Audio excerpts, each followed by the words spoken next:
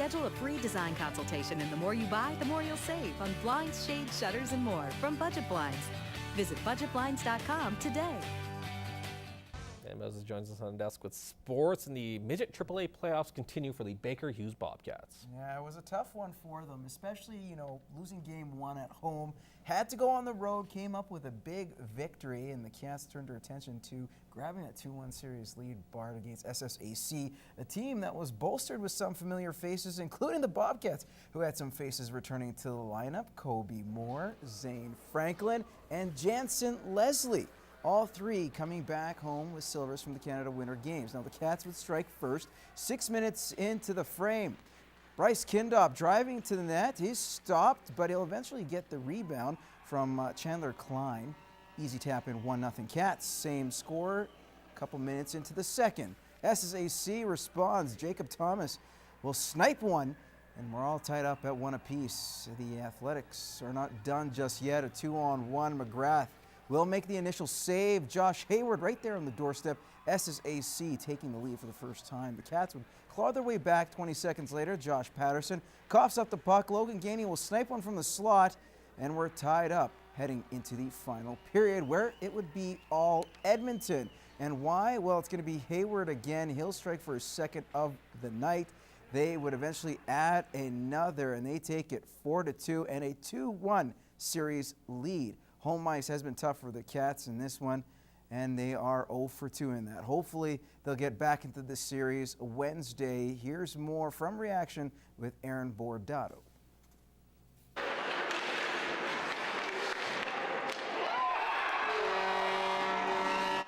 Up 1-0, lose the lead. Tie it back up, lose it again. It was that kind of night for the Baker Hughes Bobcats as they dropped another important playoff game on home ice Monday night. I mean, they just wanted it more. It's all it came down to, is who wanted it more, and they definitely won that battle. We gotta start making plays offensively. I don't know what's going on. Maybe have a little skate tomorrow, correct some stuff, and get back on track. After dropping arguably the most important game of the series on home ice back in Game 1, the Cats answered the bell in Game 2 with the hard-fought road victory. But it looks like they'll have to do it again, as both teams have yet to walk away with a home ice victory. We're going on the road, we've got to find a way, any way to get a W and bring this thing back home. We've got lots of heart in that room. They're going to give whatever they got. With a Game 4 matchup brewing in Edmonton on Wednesday night, the Cats know their backs are against the wall, as they're only one loss away from ending their season early. It's all up to them. It's whoever wants it more, right? If they want to end the season on Wednesday, well, so be it. But I think we have enough character in there to get the job done and bring this thing home and take care of business at home. Aaron Bordato, Newcap Sports. To play hockey at a competitive level, you need skill and you need heart. And those are two attributes that can easily describe Lloydminster Bobcat Zach Giroux. The 17-year-old has some high aspirations when it comes to life after hockey, especially when it comes to matters of the heart. Nerman Issa explains in this week's Beyond the Boards. We are at Holy Rosary in one of their science labs, and a huge thank you to Diamond 7 Meats for providing this lovely cow's heart. Now, the reason why we're doing this, of course, is Zach, when I had a chance to talk to you, after hockey, you actually have some pretty high aspirations. What do you want to do when you're done with hockey? I want to go to school and become a cardiologist, hopefully get into some open heart surgery and stuff like that. So open heart surgery. I know this is not the same because this is, livestock, but we have a heart here, and we thought, you know what? Let's play around a little bit. This is something that you want to do for the rest of your life. I don't know, do you even know how to dissect a heart? This is a little bit bigger than the ones we did. I don't think we'll be able to get through it with the scissors that we were given, but we can kind of talk about, like, the aorta's up top here, and the blood would come in and go through the atrium and ventricle, and then off to your lungs, and then it'll come back into the left side of the heart. There's not many hockey players, when you talk to them, they say, hey, I want to be a cardiologist. You want to go to medical school.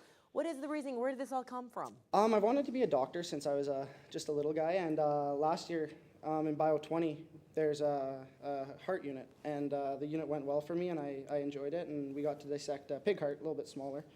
But it was fun, and I enjoyed doing it, and I thought it was an interesting part of the body, so I thought that'd be a good specialty to get into. 17, so you're still in high school, grade 12, finishing up your studies. What are you hoping? Where's the next one? University? Because you still have many more years to play. You still have 3 more years to play hockey. Obviously, you hope for an NCAA scholarship. If that doesn't happen, I've applied to U of A for medicine, and hopefully I get in there. Right now, I'm with Zach Giroux, but several years down the road, I'm hoping to say that I'm here with Dr. Zach Giroux. Hopefully, yeah. Probably should have had a little warning on there. They got right into that heart. Well, the only thing I know is I'm not going to be eating supper. Let's move on. With actual sports. Spring training in full swing, and North Battleford's Andrew Albers is looking to make an impact. Albers makes his return to the majors after spending last season in the Korean baseball organization. During the offseason, Albers signed a minor league contract with the Toronto Blue Jays and talked on the Tuesday Night Sports Show about the opportunity to pitch in the big leagues once again and what's in store for the lefty. Coming in, you understand the situation. It's unlikely that I'm going to get the chance to break with the club unless I just have a tremendous spring training and things really go well. And I mean, even then, you might have to catch a couple breaks. They have a lot of talent over here and a lot of guys that are competing for those spots, and a lot of guys that have proven that they can do it for a longer period of time up there than I have. So it's one of those things where it is a bit of a numbers game. Hopefully I can draw on that experience that I do have in the big leagues to go out and have some success in spring and show them that I can still pitch over here and do all those good things and make it really tough on them to send me down. And if they do send me down, hopefully be the guy who if they need somebody can come up and they feel good about calling up.